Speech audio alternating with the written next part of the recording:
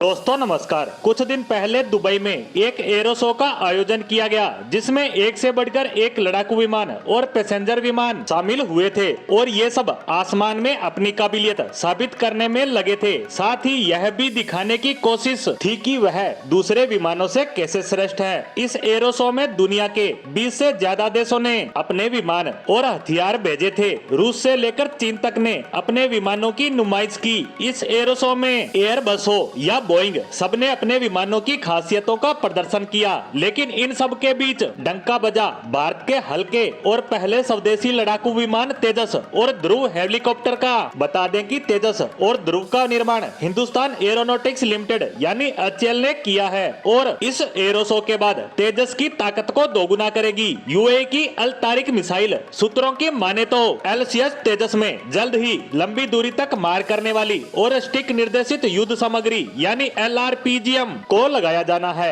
और इसको लेकर तमाम तरह के अध्ययन किए जा रहे हैं। इस सिस्टम के लगने के बाद LCS तेजस और भी ज्यादा घातक हो जाएगा। इसके लिए यूएई की अल तारिक मिसाइल को दुबई एरो शो में कन्फर्म किया गया। अल तारिक LR एक लंबी दूरी की स्टिक निर्देशित युद्ध हथियार है, जिसे अल तारिक ने बनाया है। अल तारिक LR सबसे स्टिक योद्धा है। यह फायर होने के बाद आकाश में दिशा को बदल सकती है। यह अपनी प्रपल्सन टेक्नोलॉजी के इस्तेमाल से लंबी दूरी तक स्टिक टारगेट पर हिट करती है। साल की शुरुआत में अल तारिक पर भारतीय एरोस्पेस ने MOU साइन किया था। इस MOU का मकसद LCS तेजस में लंबी दूरी तक मार करने वाली मिसाइलों को लगाना है, ताकि फाइटर जेट का ऐसा प्लेटफॉर्म तैयार किया जा सके जो इसको खरीदने वालों के लिए काफी ज्यादा वैरायटी उपलब्ध करवा सके। यही नहीं, अल तारिक की क्षमता को देखे तो इसे खासकर तेजस जैसे हल्के लड़ाकू विमानों के लिए बनाया गया है। बता दें कि तेजस अपनी कैटेगरी का सबसे हल्का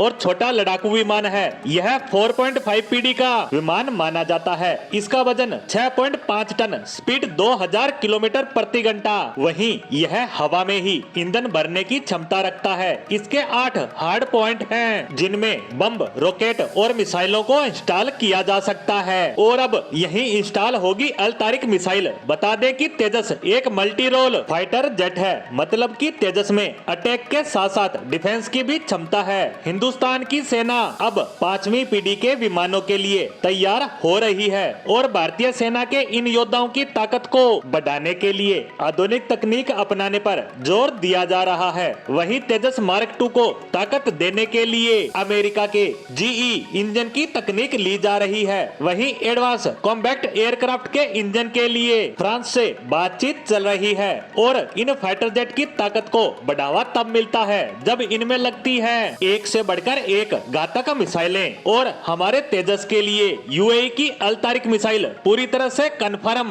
हो चुकी है, जो इसकी ताकत में कई गुना इजाफा करती नजर आएगी। इसी के साथ अल तारिक मिसाइल पर हमारी आज की पोस्ट को यहीं समाप्त करते हैं। धन्यवाद।